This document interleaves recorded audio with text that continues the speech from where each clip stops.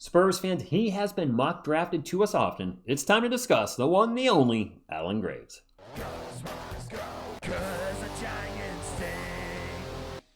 What is up, San Antonio Spurs fans? Welcome to TSR Sports. Hope you had a great weekend. And the NBA draft finally is tomorrow night. Cheap plug alert, Miss TSR and I will be live for both nights, rounds 1 and 2. And in case the Spurs do draft Allen, I figure it's time to find out just what Allen Gravesdigger could bring to San Antonio. Let's talk about him. Well, who is he? He is a 6'8", 225-pound forward with a 7-foot wingspan out of Santa Clara. He played about 22.5 minutes a game in 35 games last season, averaging 12 points, 6.5 rebounds, and 2 steals. His shooting splits were 51, 43, 75. He'll be 20 entering his rookie season. Let's talk about his strengths and weaknesses, and I will stick with Babcock Hoops. We've been using that throughout the draft previews, if you want. It's like, you know what, if it ain't broke, don't fix it. Keep going with the same provider, if you will, so we have consistency across the board. Anyway, let's get into it. Graves does a great job of playing with poise and balance. Okay? He has a mature feel for the game that should translate well as the level of competition rises. Appealing part of his profile is his passing feel. He sees the floor well, finds cutters and open shooters, and shows the instincts of a forward who can keep the ball moving rather than stopping possessions. I don't know why, but Luke Kornet popped in my head when I think about stopping possessions. Anyway, I digress. Graves has soft touch at and around the rim and shows the ability to score from multiple levels. His strength, patience, and control help him finish against size, while his skill level gives reason to be optimistic that he can continue to expand his offensive game. All right. As far as his defense, projects well as a team defender. You can't see me. He has a strong, lengthy frame, reacts well, and appears to understand how to impact the game without gambling. His maturity on that end stands out. He consistently finds space off the ball and reacts quickly after setting screens, which speaks to his willingness to play within structure. So that's a lot of good stuff that we read about him. A lot of good things. Sounds like he has good basketball IQ, shooting, defense, some size. All things the Spurs can use. What really stuck out to me is when they're talking about his connective playmaking, the second bullet point, opening up the floor for the Slash brothers, Dylan Harper, Stephon Castle, who like to take into the paint and to the rim. Having a shooter out there distributing the ball could keep the defense a little more honest and not clog the paint up, if you will. And of course, the question there is he also a good lob passer? Because we do have Wemby. So offensively, defensively, everything looks good. I mean, he's not the perfect prospect. No prospect is. So what are the concerns with Allen Graves? He is, after all, expect to go mid-first round, somewhere between 17, 20, somewhere in that, late teens, maybe early 20s. So there's got to be some things to be concerned about, right? While Graves possesses shooting upside, his release currently appears a bit slow, which could limit its effectiveness against higher-level athletes and defenders. On top of that, the low volume from 3 and free throw line leaves some projection involved. So limited opportunities in college. Will he project the same in the NBA? Time will tell. His athleticism is blipped here. He does not appear to be an explosive vertical athlete. I can relate. That raises fair questions about how easily someone's interior scoring translates against bigger, longer, and more athletic defenders. He has shown a tendency to get into foul trouble too often. That can be fixed with a younger player, something we're actually dealing with Stephon Castle right now. I expect Steph will do better next season, and obviously as time progresses, Allen would as well. Graves did not consistently face high-level competition.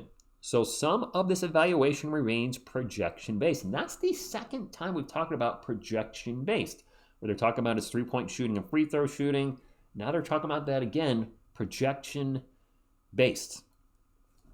Let me talk about him for a bit. And the draft in general, if the Spurs do draft him at 20, and that's saying that we'll stay at 20, we don't move up, we don't move down, the Spurs stay right where they are, they pick at 20. I would be fine with the Spurs drafting Allen Graves. Not that Brian Wright or the organization cares, but me personally as a fan and a content creator, I would be fine. But he's not my ideal pick at 20. That would be Morez Johnson Jr., who likely won't be available at 20. So my second would then be, who I've talked about on the channel, I think Chris Sinak Jr. would be very helpful to us. And then Allen Graves would be my third pick. Any other names out there? You guys were talking about the other Boozer, Cameron Boozer. I don't want another 6'5" guy. I don't. And maybe drafting a big might not start and help right away off the bench, but I don't know. I've seen too many guys drafted that 6'5" height from the Spurs in the last decade, and I might have a little PTSD from some of the misses with guys that size. So I would prefer a big. Is the big going to start right away? Probably not, and probably shouldn't. We've talked about this in the comments. You know, the starting lineup got us to the NBA Finals. Keep it as is, but I'd like to see a guy that can give some size off the bench and certainly play a decent amount of minutes, contributing to, extra, taking the beating off of Wemby, if you will. Have somebody else that can get out there and bang. And I expect Carter Bryant to get more minutes in year two. Let me get back to you guys. Let's put it to you. I said who my picks are. If the Spurs drafted Allen Graves with pick number 20, what would you guys be thinking with that pick? Would you be like, good pick, okay pick, do not like the pick at all?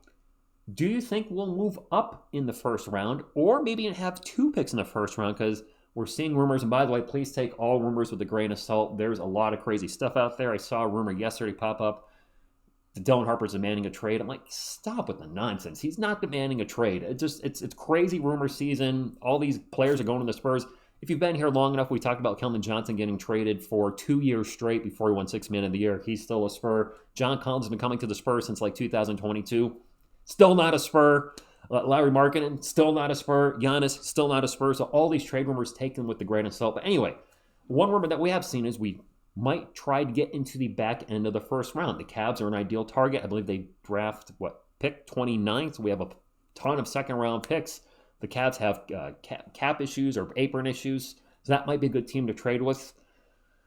Or do you think we just pick number 20, 1 second-round pick, and then sell the second-round picks or trade the second-round picks? Who the heck knows? I'm excited for the night. And even though, Spurs fans, we don't have a lottery pick for the first time this decade, I want you to hear that again. We do not have a lottery pick for the first time this decade. See if I can actually remember our lottery picks going from oldest to newest. It'd be Devin, Vassell, Joshua Primo, Jeremy Sohan, Victor Wembanyama, Stephon Castle, Dylan Harper. Okay, so I can remember.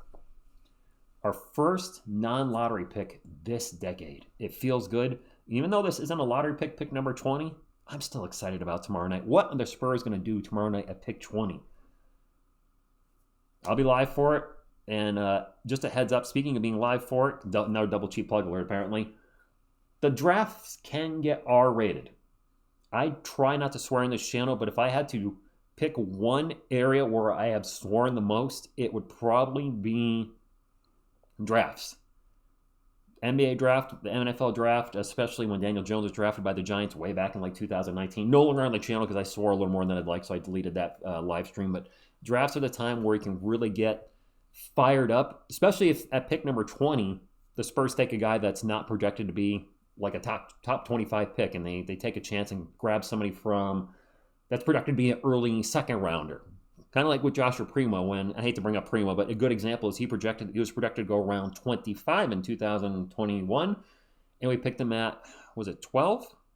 11 or 12? I can't remember if Devin's 11 and Primo's 12 or vice versa, but he was drafted way ahead of where he was projected, and as a fan, that's the one thing you don't want is one of those who moments. We drafted who? Wait, he was supposed to go pick 37. What's he doing? Hudson Young's a good example last year when the Blazers took him at, 16? When you have a player that jumps multiple spots, it can be a little tough as a fan, and that can elicit a cursing reaction. And Miss TSR is a huge UConn fan. If one of her guys, either Alex Caravan or Terrace Reed Jr., or both, go to a poop team, poop franchise, you might hear a little cussing there. So just a warning. We'll try to keep it in check, but it could still happen, so just putting that out there. All right, I'm babbling. Like, comment, subscribe, all that good stuff. Allen Graves, yes or no? Is your guy Morez Johnson Jr. like me, Chris Senick Jr., or somebody else? Let me know in the comments. Appreciate you all. See you tomorrow night. Thank you, and as always, go Spurs go.